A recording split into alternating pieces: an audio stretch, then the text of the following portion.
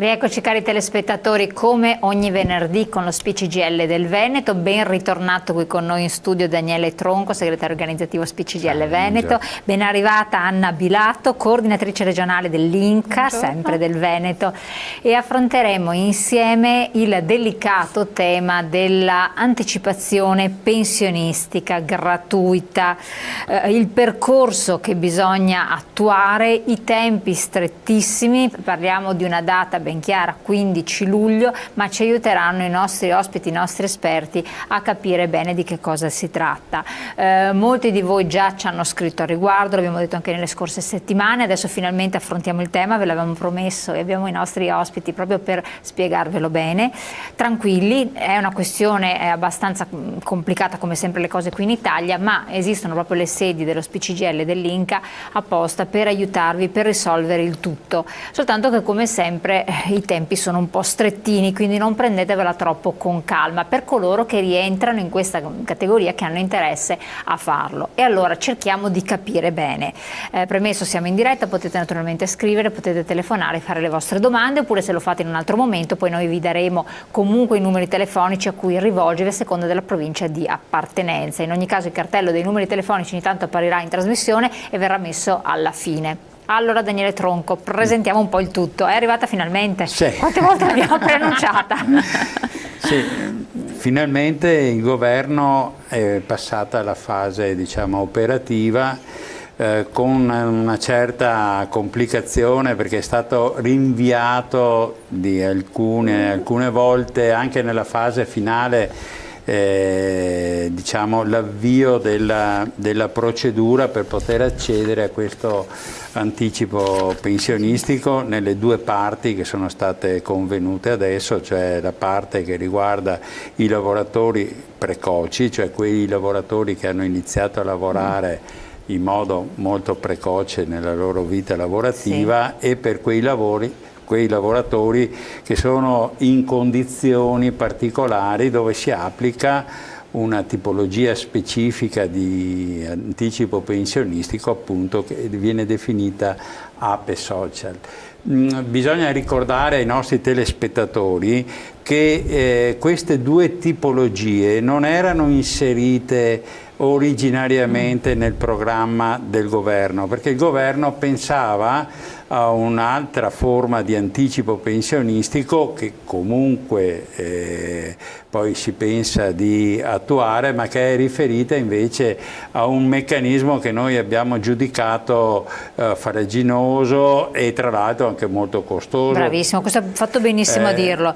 Quel meccanismo originario di cui si era parlato tempo fa costava tanto, quindi voi lo sconsigliavate? Costava tanto, soprattutto ai lavoratori che intendevano avvalersi con una modalità di sottoscrizione addirittura di un mutuo bancario che poi doveva venire scalato, diciamo, dal trattamento pensionistico. Durante il confronto che ha fatto il sindacato col governo nella fine dell'anno scorso si è arrivati invece a un accordo sindacale tra le parti sociali, CGIL, CISL-UIL e governo e ministeri, dove è stato introdotto invece queste due modalità, che sono due modalità secondo noi molto interessanti, che danno la possibilità a migliaia di lavoratori. Do solo una cifra per avere, diciamo, l'idea. Solo il patronato Inca, cioè diciamo l'organizzazione che per conto della CGIL cura la parte previdenziale dei cittadini, che è qui rappresentata dalla direttrice Anna Bilato, ha raccolto quasi 2000 pratiche solo loro in questi primi decina di giorni. Tenete presente che l'operazione si dovrebbe concludere per questa fase entro il 15 luglio. Questo è uno, tra l'altro, anche dei problemi, perché infatti ci sono due problemi fondamentalmente che abbiamo presente. Uno, il limite fisico delle risorse che il governo ha messo a disposizione per soddisfare le domande che vengono presentate.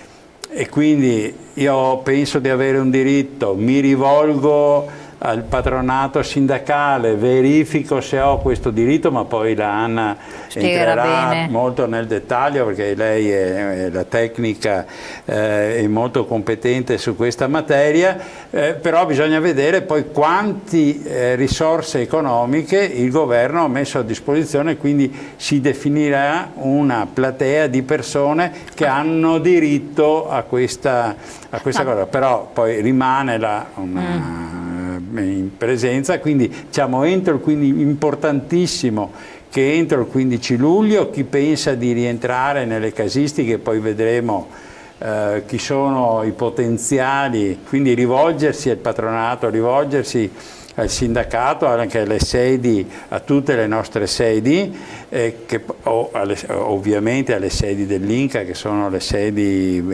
preposte, e troverete sui nostri siti anche dello SPI tutte le indicazioni per poter, diciamo, accedere a questi servizi. Dopodiché si apre la procedura che noi peraltro pensiamo che vada anche, diciamo, potenziata, finanziata, portata avanti. Soprattutto per quei lavoratori che hanno iniziato il lavoro molto presto o per quei lavoratori che sono a casa dal lavoro perché in processi di mobilità eccetera, che possono aderire all'app social con le modalità che poi verranno descritte.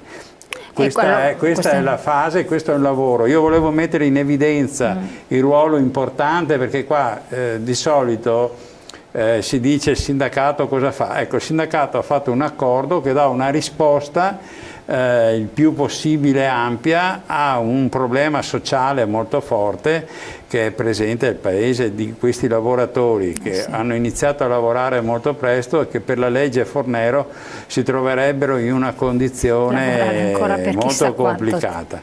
Assolutamente. Anna Bilato, la vediamo un po' di spiegare bene, perché aspettate che tanto leggo i messaggi, perché sennò dopo mi tirano le orecchie i telespettatori. A me questa dell'anticipo pensionistico non mi convince molto, perché fino ad ora siamo andati sempre a rimetterci. Io sono un ex esodato e non vi dico il calvario, non vorrei che questo governo opportunisticamente, per recuperare un po' di consensi, ci tirasse un altro grande bidone. Saverio da Treviso. Beh, più che rispondere a Saverio, io entrerei un po' nel merito diciamo, poi vediamo eventualmente... No, però rispondendo, perché dopo i nostri telespettatori sono attenti, se no ci riscrivono di nuovo da capo.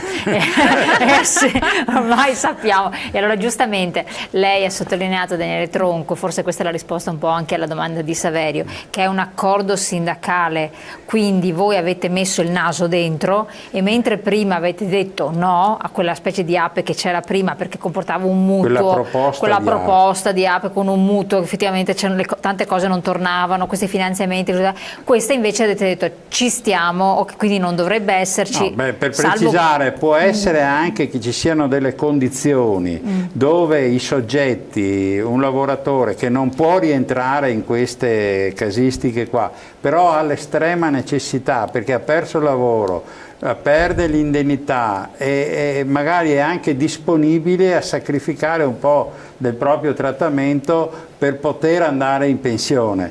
Quindi, sono casi limite o sono casi che raccolgono, diciamo, quella tipologia di persone che non possono fare altrimenti e che rimarrebbero fuori ai margini della società, o che, come il caso dell'anticipo pensionistico per le donne, l'opzione donna, anche quella era un'opzione, fra virgolette, sconveniente, però abbiamo visto che molte donne purtroppo bisogna dire che piuttosto di perdere tutto, accedono a questa modalità, sanno che hanno una riduzione del trattamento, però possono accedere al trattamento. Quindi, però era chiaro che solo quella non rispondeva alle richieste, quindi noi abbiamo fortemente chiesto, e uno dei punti qualificanti che le organizzazioni sindacali hanno fatto al governo, abbiamo preteso l'inserimento di una parte di trattamento che invece avesse delle caratteristiche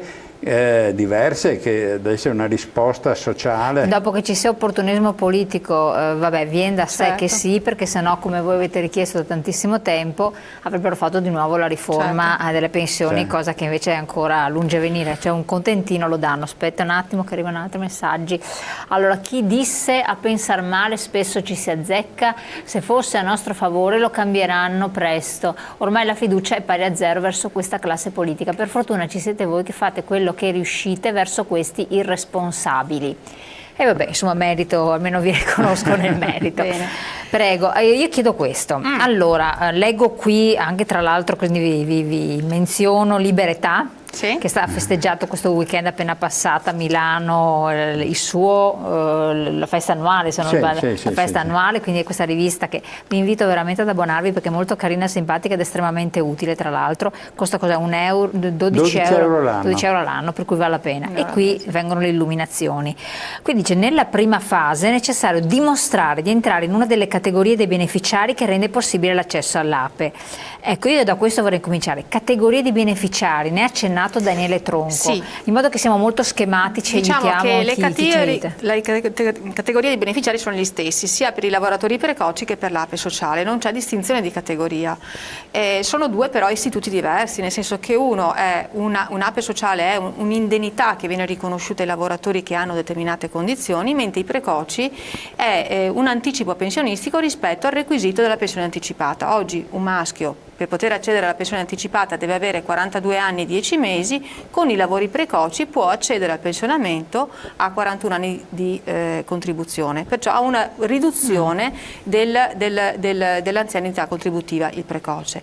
Le condizioni, come dicevo prima, sono le stesse. Dal punto di vista della situazione di difficoltà che il lavoratore sta vivendo, si parte da vengono individuate tre categorie in sostanza di lavoratori che hanno perso il posto di lavoro, perciò sono in disoccupazione, e in questo modo magari posso anche rispondere a Saverio di Treviso prima, che diceva: no, io sono un ex esodato, e immagino che lui si tratti di un lavoratore che ha perso il posto di lavoro e che faccia parte di quei lavoratori che non hanno avuto la possibilità di rientrare nelle famose salvaguardie che negli anni si sono susseguite. Lavoratori che sono disoccupati a seguito di un licenziamento, di una risoluzione del rapporto di lavoro, i lavoratori che assistono da almeno 6 mesi un familiare disabile convivente, e lavoratori che si trovano in una condizione di invalidità civile pari o superiore al 74%. Queste sono le prime tre categorie di condizioni che devono avere questi lavoratori, sia per l'APE sociale che per i precoci. Ma devono essere tutte e tre o no, una delle tre? Un'alternativa all'altra. Un'alternativa all'altra, quindi ben chiaro. Okay. Invalidità civile almeno il 74%, esatto. Attività gravose. Aggiungevo poi l'altra parte. Allora, queste sono le prime tre categorie importanti. Poi esistono le attività gravose, che anche queste sono alternative ovviamente alla condizione che ho alternative. Alternative. Okay, va bene, quindi. E qui con i decreti si sono fatte e con la norma si sono fatte un elenco di diverse tipologie di attività gravose, che vanno dal settore edile, lavoratori in edilizia, ai lavoratori della concia, ai lavoratori conduttori di mezzi pesanti. Insomma, c'è un'elencazione di lavorazioni per le quali è stato individuato. Abbiamo una slide noi ecco, chiedo dalla regia se magari credo che nelle slide non ci sia l'elencazione delle lavorazioni gravose, ma se voi ritenete io le leggo. Perfetto, quindi sono operai dell'industria estrattiva, dell'edilizia, i conduttori di gru e di macchinari mobili per la perforazione nelle costruzioni, conciatori di pelli e pellicce, conduttori di veicoli ferroviari e personale viaggiante, conduttori di mezzi pesanti o camion. Conduttori di mezzi pesanti e camion rientrano, sì, quindi i conduttori, il personale delle professioni sanitarie, infermieristiche ed ostetriche ospedaliere con lavoro organizzato a turni, addetti all'assistenza alla persona di persone in condizioni di non autosufficienza, insegnanti della scuola dell'infanzia e degli asili nido, i facchini addetti allo spostamento di mezzi, di merci ed assimilati, il personale non qualificato di servizi di pulizia e gli operatori ecologici, i raccoglitori, i separatori di rifiuti. Questa è l'elencazione delle lavorazioni particolarmente gravose. Categorica, tassativa?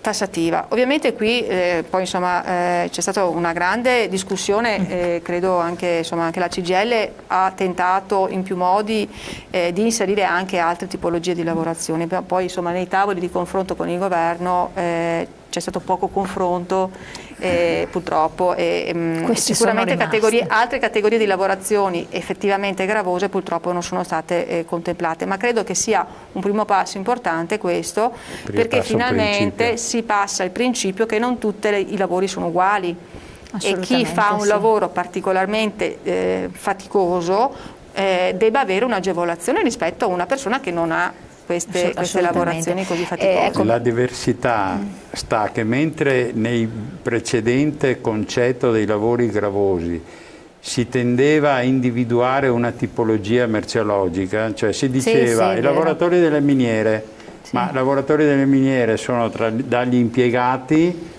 a chi sta a 100 metri sottoterra. Qui invece si tende a individuare la tipologia del lavoro. No, se io sono un lavoratore delle ditte estrattive, quindi sto sottoterra, oppure sono in edilizia e vado sulle impalcature a 50 metri, non è la stessa cosa che fare l'impiegato in una ditta dell'edilizia. Quindi si è teso a ribaltare un po' il concetto, perché la precedente tipologia era talmente ingarbugliata che alla fine non si trovava mai, perché non si poteva estendere a tutti i lavoratori con questo concetto, mentre con questa tipologia qua si individua chiaramente la tipologia del lavoro specifica. Ecco, se posso aggiungere, io ora ho elencato le condizioni, ma ci sono dei requisiti a monte che sono fondamentali per l'APE precoce e per l'APE sociale, scusate, e per i precoci.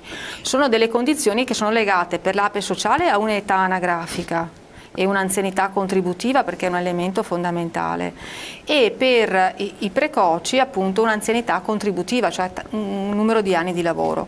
Per l'APE sociale è necessario avere minimo 63 anni di età, okay? E un'anzianità contributiva dai 30 a 36 anni, che varia a seconda della tipologia di condizione in cui si trova la persona, mentre per i precoci l'anzianità contributiva richiesta è sganciata dall'età anagrafica, viene richiesta un'anzianità contributiva, lo dicevo prima, di 41 anni di contributi, e deve il lavoratore o la lavoratrice trovarsi nella condizione di aver lavorato almeno 12 mesi prima del 19esimo anno di età, cioè deve avere la precocità in quanto lavoratore che ha lavorato almeno 12 mesi prima dei 19 anni di età. Sì, è un po' no, infatti, perché io sto pensando e con questi limiti teniamo presente che con questi limiti le 2000 domande presentate sono il frutto già della selezione rispetto a questi criteri, perché di persone che si sono presentate sono molte di più ovviamente, ma questo per dire che solo l'Inca CGIL ha presentato 2000 domande in questi 10 giorni, e che sono tutte persone che rientrano in questi criteri. Condizioni. Quindi per dire che è chiaro che però lì poi c'è il tema anche delle risorse messe a disposizione, perché è chiaro che i paletti sono stati messi per limitare il numero delle persone, quindi questo è però non mi sembra tanto corretto. Sì, è vero, però bisogna fare anche delle scelte. Però qua chi prima arriva vince? Anche questo è un altro punto, che c'è perché facciamo questa trasmissione? Perché dobbiamo informare le persone, perché c'è il tema della comunicazione, no? Cioè quante persone sanno che possono avvalersi, e chi lo sa prima più si avvale. Bisogna fare la domanda. Diciamo che loro sono partiti a fare le domande esattamente il giorno dopo, il mattino seguente l'entrata in vigore, la notte è entrato in vigore il decreto, e loro hanno iniziato a lavorare le domande, diciamo, che erano presenti, perché questo è uno dei problemi. Poi non è detto che non si riesca a recuperare in futuro. Però, allora attenzione, questo è secondo me anche molto importante e rilevante. La data del 15 luglio è categorica, però siccome come sempre ci troviamo davanti a delle risorse limitate, il criterio di chi prima presenta la domanda, stando nei requisiti, potrebbe essere uno di questi criteri di discrezione utilizzati. Quindi svegliatevi, purtroppo, bisogna farla se rientrate in queste categorie. Se siete lavoratori e avete intenzione di usufruire di questo prepensionamento, quindi attenzione, stiamo parlando di lavoratori, chi lavora ancora non pensionati, perché ho già capito che alcuni magari fraintendono, giustamente tutto un po' complicato in Italia, quindi APE Socia vuol dire lavoratori che intendono andare in prepensionamento, dovete farlo prestissimo, quindi questo è l'ultimo allertamento che viene dato, perché ormai ci siamo davanti a 2 settimane caldissime. Detto questo, rifletteteci, ritorniamo insieme, poi se voi scrivete dei messaggi li leggiamo anche in studio.